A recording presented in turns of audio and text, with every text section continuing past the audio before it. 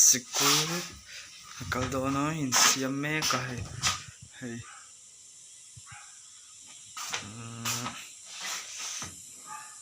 vain nis ni tlakwa September nia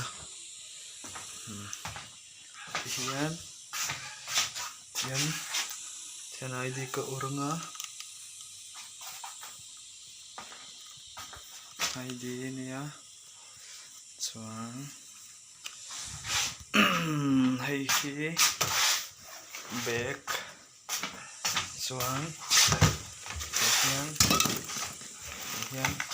để hak thun ma chuan pen hi tia hian pakhat tal hi ka dah thina tian ka dah thina chuan lekha hi hei voina kan zir tur ho jong chu nia kan ta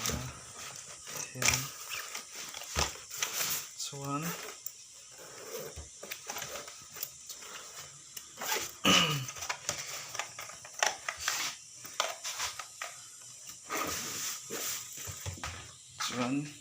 ni hliap hi keng zia thina ni hliap hi apanga hian mo apang tiang ka dah thina chuan ai hi kan routine chuan